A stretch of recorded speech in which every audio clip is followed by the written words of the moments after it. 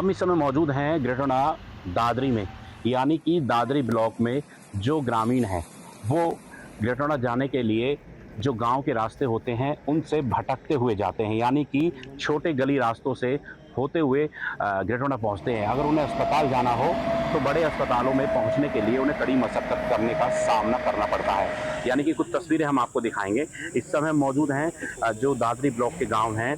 यहाँ जो कनेक्टिविटी है आप लगातार देखेंगे, यह गांव है जो पूरी तरीके से जो ग्रामीण है इन्हीं रास्तों से गुजरकर वो ग्रेटर नोएडा यहाँ से गुजरते हैं, जहाँ रेलवे फाटक बीच में आते हैं, फ्लाईओवर अदर में है, फ्लाईओवर आज तक नहीं बनाए गए हैं, और साथ ही जो वहाँ अंडरपास बनाए गए हैं वो पूरे कंप्लीट नहीं है, उनमें पानी भर जाता है और पानी भरने के बाद वहां से निकलने की जो समस्या है लगातार वहां से कहीं ना कहीं अलग ही दिखाई देती है। आप तस्वीरें देखेंगे, देखिए यहाँ बड़ी गाड़ियां देखिए किस तरीके से ये गाँव के रास्ते से होकर गुजरती, क्योंकि कनेक्टिविटी ना होने की वजह से दादरी से ग्रेटर नोएडा के लिए लोगों को समस्याओं का सामना करना पड़ता है। हालांकि प्राधिकरण ने 2012-13 में ग्रामीणों की जमीन एक बार की थी 105 मीटर रोड बनाने के लिए, यानी कि ग्रेटर नोएडा से और सीधा हापुड़ जोड़ने के लिए 12 साल हो चुके हैं, मुआवजा उठ चुका है, लेकिन आज तक उस रोड को कंप्लीट नहीं किया गया है। लेकिन 12 साल पहले मुआवजा दे दिया गया है किसानों को। लेकिन हमारे साथ कुछ किसान हैं, हम उनसे बात करेंगे। सर, आपका क्या नाम है और क्या समस्या लगती है ग्रेटर नोएडा जाने के लिए या दिल्ली जाने के लिए? जी, मेरा नाम सुनील फौजी है और संयुक्त किसान मोर्चा की तरफ से हम लोग बीच बीच में आवाज़ उठाते रहते हैं। इस समय भारी परेशानी जो ग्रेटर नोएडा का जो फेज़ 2 का इलाका है, दादरी क्षेत्र में जो हमारे गांव आते हैं रेलवे लाइन के इस तरफ और जीटी रोड के नज़दीक, इन गांवों में बहुत बड़ी समस्या है कि अगर ग्रेटर नोएडा जाना हो और इमरजेंसी में अगर किसी को हॉस्पिटल पहुंचना है या किसी आवश्यक काम से निकलना है, तो स्थिति ये हो गई है कि अभी 1-2 अंडरपास खुले हैं, लेकिन अंडरपास में जो है पानी भरा रहता है। और पुल जो ये बनना था 10-12 साल पहले इनका जो मुआवजा उठ चुका है, और जो भी किसानों की समस्या है वो उनका को हल किया जाना चाहिए। अगर उचित रेट नहीं मिला तो उचित रेट मिले उनको, लेकिन इसको कंप्लीट किया जाता अगर 105 मीटर रोड को, तो यहाँ से लेके हापुड़ तक की कनेक्टिविटी एक तरह से बन जाती। बच्चे हमारे स्कूल के लिए जाते, बड़ी बसें हमारे इधर आ नहीं पाती हैं। ग्रेटर नोएडा से हमको मतलब होते हुए ग्रेटर नोएडा में इतनी दूरी हमारी बनी हुई है कि हमारे बच्चे भी शिक्षा नहीं प्राप्त कर सकते, और हमारे बच्चों के एडमिशन भी इसलिए नहीं लिए जाते कि हमारे यहाँ कनेक्टिविटी ट्रेवल्स की नहीं है। तो समस्या बहुत सारी, अथॉरिटी के जो अधिकारी हैं वो को सुनने के लिए तैयार क्या नहीं। कारण है सर? मुआवजा भी उठ चुका है, रेलवे क्रॉसिंग फाटक है, वजह क्या है? वहाँ तो फ्लाईओवर का कार्य चल रहा है, योगी सरकार लगातार सख्त आदेश दे रही है फ्लाईओवर बनाने के लिए, करोड़ों की कनेक्टिविटी करने के लिए, फिर क्या होता है? योगी सरकार की इसमें कोई कमी नहीं है। सरकार ने तो अपना पूरा जो बजट है वो भी पास करा करके इनको धनराशि भी इनको प्राप्त करा दी गई है, लेकिन ये अथॉरिटियाँ जो हैं इनके ढाले रवैये से अगर कोई वैसा काम हो तो उसके लिए भी रिश्वत लेकर के अगर हम जाते हैं तो उसको बगैर रिश्वत के काम नहीं होता अथॉरिटियों में। ये बड़े बड़े अधिकारी बैठे हैं, गाँव के टेंडर जो होते हैं, रास्ते के टेंडर हुए पड़े, रास्ते इतने ख़राब हैं यहाँ पे कि उनको भी कराने के लिए हम कई बार शिकायतें अथॉरिटी में जा कर के करते हैं, तो कोई सुनवाई नहीं होती हमारी। और विकास तो है ही नहीं, विकास के नाम पर तो एक बहुत बड़ा इसमें भ्रष्टाचार है अथॉरिटी के अंदर, और इसके लिए अगर हम जाते हैं बार बार चक्कर काटने पड़ते हैं, हमें कोई सुनवाई नहीं है अथॉरिटी। अच्छा, देखिए लगातार लोग हैं, उनकी कहीं ना कहीं समस्या है, लोगों का साफ ही यही आरोप है, क्योंकि लगातार जो लोग हैं उनकी कोई भी कनेक्टिविटी ग्रेटर नोएडा से नहीं है। लगातार मुआवजा उठ चुका है 12 साल पहले। यहाँ की जो ज़मीन है, ग्रामीणों की जो ज़मीन है, हाईवे बनाने के लिए किसानों ने प्राधिकरण को दे दी है ताकि यहाँ विकास हो सके, लेकिन किसी प्रकार भी यहाँ कोई विकास नहीं नज़र आ रहा। लोग परेशान हैं, उनका यही कहना है कि ग्रेटर नोएडा से जोड़ने के लिए यहाँ पर कनेक्टिविटी ना होने से हम लोग शिक्षा से और विकास से अलग दूर हैं। हम और लोगों से बात करते हैं। क्या समस्या लगती है सर आपको? मेरा नाम संजय भाटी है, गांव बोराकी से हूँ। गांव की समस्या इतनी ज़्यादा है कि रोड की भी है, पानी का कोई निकास नहीं है, खाद बीज के लिए दादरी जाना पड़ता है, कहीं बीच में रुक गया, कोई ट्रैफिक इतना छोटा है, कोई रोड इतना छोटा है जाकि कोई हद नहीं है। एक सवारी इधर से आ जाएगी, दूसरी सवारी उधर से आ जाएगी, तो कम से कम कुछ भी नहीं आध घंटे का जाम लग जाता है।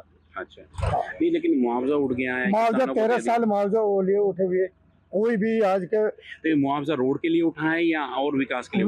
और विकास के लिए भी उठा है, रोड के लिए भी उठा है। रोड के लिए अलग है बिल्कुल। हाँ, बताया जा रहा है 105 मीटर रोड है जो 105 मीटर का हापुड़ के लिए जोड़ दिया, उसे 13 साल हो लिए उठे हुए, अभी तो कोई समाधान नहीं है इस चीज का। जो समाधान होना है वो आज तक कोई भी समाधान हुआ नहीं है। देखिए हमारे साथ कुछ लोग हैं, लगातार आप देखेंगे ट्रैक्टर देखेंगे, जो महिलाएं हैं ट्रैक्टर ट्रॉली से यहाँ से देहात गांवों से होते हुए ट्रैक्टर से ट्रॉलियों से अपने काम पर आती जाती नजर आ रही हैं। लगातार लोग हैं अपनी गाड़ियों को लेकर कहीं ना कहीं जाम में फंस जाते हैं, क्योंकि यहाँ की कनेक्टिविटी पूरी तरीके से जो गांव की कनेक्टिविटी है उसको जोड़ने के लिए कोई भी यहाँ सीधा रोड नहीं बनाया गया है, और रोड ना होने की वजह से ही पूरी तरीके से यहाँ विकास नहीं हो पा रहा है। लगातार योगी सरकार कनेक्टिविटी हाईवे की बनाने के आदेश तक दे रही है, और उसके बावजूद भी यहाँ जो जो रास्ते हैं, जो रोड हैं, पूरी तरीके से नहीं बन पा रहे हैं। और साथ ही अगर इमरजेंसी में ग्रामीणों को यहाँ से गुजरना हो, जाना हो, और उसके बाद बड़े अस्पतालों में या फिर छोटे बच्चों को शिक्षा देने के लिए ग्रेटर नोएडा भेजना हो, तो कोई भी रोड की सुविधा नहीं है।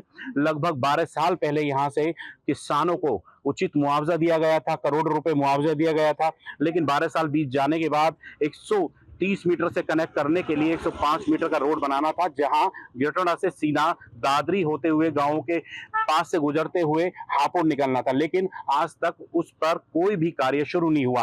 हालांकि इस मामले पर अधिकारी यही कहते नजर आते हैं कि फ्लाईओवर पे काम चल रहा है, रेलवे क्रॉसिंग है उस पर कार्य किया जा रहा है, क्योंकि कनेक्टिविटी ना होने की वजह से जो ग्रामीण है वो परेशान है, और उनका साफ तौर पर यही कहना है कनेक्टिविटी ना होने की वजह से कहीं ना कहीं विकास भी अदर में होता हुआ नजर आ रहा है। एक्चुअली पुराना जो कानून था 1894 का, उसी के दौरान इसकी प्रक्रिया शुरू हो गई थी, और 2012-13 में भी कुछ इसमें पैसा जो है इन्होंने वितरित किया था जो मुआवजे का। उसके बाद जब नया कानून आ गया था 2013 वाला, जो 14 में लागू हुआ है, उस समय 3500 रुपये मीटर के हिसाब से इन्होंने उस दर पे भी पैसा दिया था किसानों को, और यहाँ से लेकर हापुड़ तक काफ़ी दूरी तक इन्होंने मुआवजा बांटा है। लेकिन दुर्भाग्य की बात है कि प्राधिकरण के अंडर में ये योजना है, और प्राधिकरण बिल्कुल उस पर ध्यान नहीं दे रहा है। ये रोड एक समझिए कि पूरी तरह से एक हार्ड लाइन है, बहुत महत्वपूर्ण है।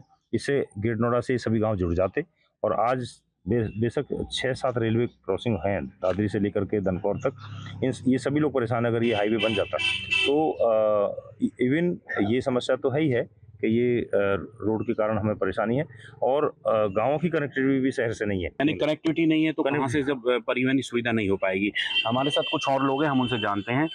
सर आपका क्या नाम है और क्या लग रही है, क्या समस्या है, कनेक्टिविटी क्यों नहीं हो पाई है और क्या इसकी वजह रही है? नमस्ते, मैं जितेंद्र चौधरी बोड़ाकी से हूँ, यहाँ का ग्रामीण हूँ। दरअसल कनेक्टिविटी जो हमारे यहाँ समस्या इतनी भारी है कि कनेक्टिविटी ना होने का कारण कोई किसानों का कारण नहीं है। कारण है तो अथॉरिटियों का इनका है कि जो यहाँ से हमारे यहाँ से जाने के लिए अंडरपास भी इन्होंने तैयार किए हैं, वो भी एक इतनी बीमारी का घर है कि वहाँ गाड़ी भी आप नहीं मोड़ सकते अच्छे से। बीच में अगर एक गाड़ी भी आ जाए रास्ते इतने छोटे हैं गाँवों के बीच से कि आप कहीं अगर बीमारी है, हॉस्पिटल इमरजेंसी में जाना, तो आप नहीं पहुँच पाओगे टाइम से। हम इस समय मौजूद हैं ग्रेटर नोएडा दादरी में, जहां लगातार सीधी कनेक्टिविटी ना होने की वजह से गांव और युवा जो ग्रामीण है परेशान है। लगातार प्राधिकरण ने मुआवजा भी किसानों को दे चुकी है, लेकिन किसी तरीके की कोई भी सुविधा यानी कि कनेक्टिविटी नहीं है। 105 मीटर का रोड जो बनना है वो नहीं बनाया गया। पिछले 5 वर्षों से जो फ्लाईओवर है, रेलवे फ्लाईओवर, वो अधर में है। आप तस्वीरें देखेंगे, हम फ्लाईओवर की तस्वीरें आपको दिखाएंगे एक बार। सबसे पहले ये हावड़ा रूट है, जो यहाँ से रोजाना हजारों ट्रेन गुजरती हैं, यानी कि जो आप देखेंगे मार्ग है, हावड़ा मार्ग है। लगातार यहीं से इस फ्लाईओवर को बनाने के लिए, इसको पार करने के लिए 105 मीटर का जो रोड है जो सीधा ग्रेटर नोएडा से हापुड़ जाएगा, उसको पिछले 5 साल से फ्लाईओवर बनाया जा रहा है, लेकिन किसी तरीके से ये फ्लाईओवर पूरा नहीं हो पाया है। और अभी तक ये फ्लाईओवर देखेंगे आप, ये फ्लाईओवर पूरी तरीके से अभी वर्किंग है या फिर काम पूरी तरीके से बंद है।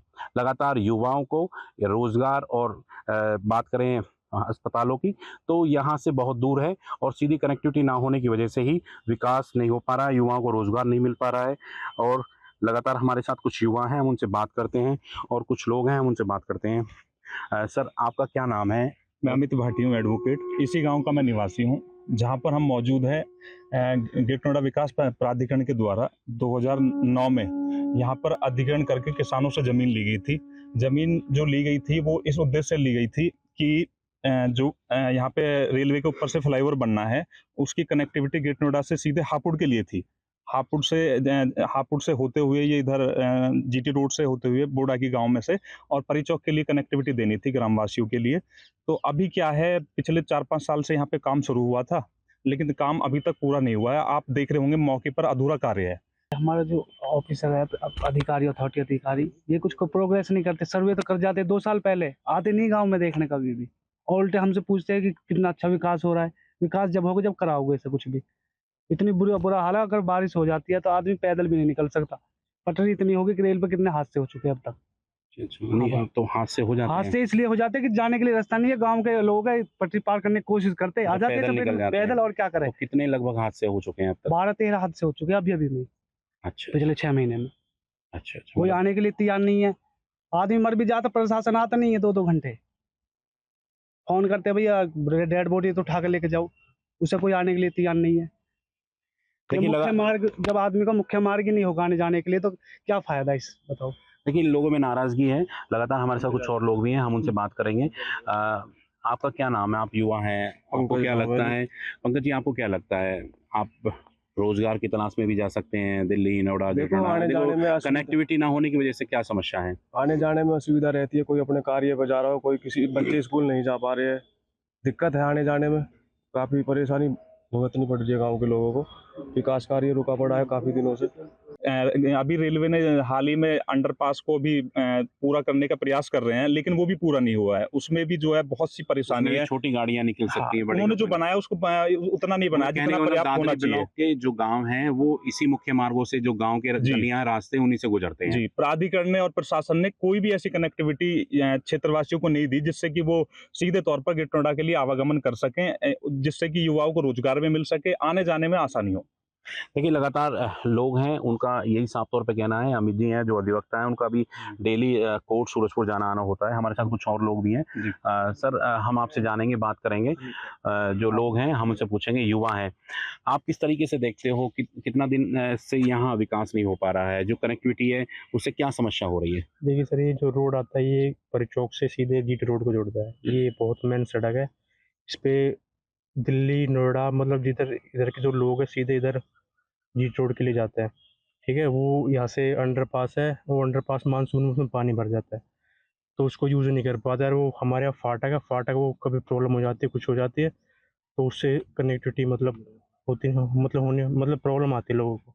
अच्छा, बताया जाता है कि जमीन का मुआवजा भी दे दिया गया है प्राधिकरण ने, लेकिन फिर भी नहीं बना रही है। सर, ये 2009 में हमारे जो इसके लिए रोड की लिए ज़मीन थी वो 2009 में एक बार हो चुकी है। उसके बावजूद भी मतलब यहाँ पे कोई काम मतलब शुरू नहीं हुआ है अभी। यही जो रोड है इसको मतलब रेलवे बना रही है, ये भी सर अभी थोड़ा मतलब फाइनल नहीं हुआ है, इसको में भी टाइम लगेगा अभी। देखिए, लगातार लोग हैं, हम उनसे बात भी कर रहे हैं। हम कुछ तस्वीरें आपको दिखाएंगे, क्योंकि ये तस्वीरें हैं तो कहीं ना कहीं ये पिछले 5 वर्षों से जो कार्य है रेलवे का वो अधर में है। प्राधिकरण संज्ञान नहीं लेता है और रेलवे विभाग अनदेखी करता है। लगातार ये हावड़ा मुख्य मार्ग है, जहां इसको फ्लाईओवर बनाने के बाद कहीं ना कहीं लोगों को जो ग्रेटर नोएडा की कनेक्टिविटी है उससे मिल सकेगी, लेकिन कहीं कनेक्टिविटी ना होने की वजह से युवाओं में, लोगों में कहीं ना कहीं नाराजगी है। कई बार ग्रेटर नोएडा प्राधिकरण के अधिकारी आए थे, लेकिन कोई आज तक समाधान नहीं हो पाया। गांव में रेलवे फाटक है, घंटों हमें फाटक पे खड़ा रहना पड़ता है। किसी को कोई हारी बीमारी हो जाए तो उसके लिए भी कोई जो यहाँ पे पर्याप्त सुविधा नहीं है, तो हम लोगों को घंटों यहाँ पे खड़ा रहना पड़ता है। अगर इसका आवागमन हो जाएगा तो यहाँ पे तकरीबन 100 से 50 गांव ऐसे हैं जिनके लिए सीधी कनेक्टिविटी ग्रेटर नोएडा के लिए हो जाएगी। अगर हम अपने बच्चों को अच्छे स्कूल में भी पढ़ाना चाहे तो उसके लिए भी कनेक्टिविटी नहीं है, क्योंकि फाटक की वजह से बहुत लोग आने से यहाँ पर जो है बसते हैं, डरते हैं, हाँ, कतराते हैं। लगातार ये बताया जाता है जो फ्लाईओवर है जी, इसको बनते बनते भी काफी समय हो गया। भैया 4 से 5 साल हो गए तकरीबन इसके काम को शुरू हुए, लेकिन आज तक काम पूरा नहीं हुआ है। आप पीछे देखोगे उधर की तरफ भी काम चल रहा है, दोनों तरफ काम चल रहा है, लेकिन काम आज तक पूरा नहीं हुआ है। समय समय पर काम अगर पूरा होता तो आज ये चालू होता और हम लोगों को इतनी परेशानी नहीं होती। गाँव में से सैकड़ों वाहन गुजरते हैं, गाँव में घंटों जाम लगा रहता है फाटक पे, उससे ग्रामवासियों को बहुत परेशानी होती है आवागमन में। हम देखेंगे तस्वीर, लगातार जो आप देखेंगे भारतीय रेल यानी कि हावड़ा मुख्य मार्ग से जो मालगाड़ी है वो गुजरते हुए देखेंगे आप। लगातार इस यहाँ से जो फाटक है वो फाटक क्रॉस करते समय जो बड़े हादसे भी यहाँ होते हैं, बताया जा रहा है 1 दर्जन से ज़्यादा। यहाँ सड़क यानी कि जो पटरियाँ हैं, हावड़ा है, इसको क्रॉसिंग है, फाटक पार करते समय हादसे भी हो चुके हैं।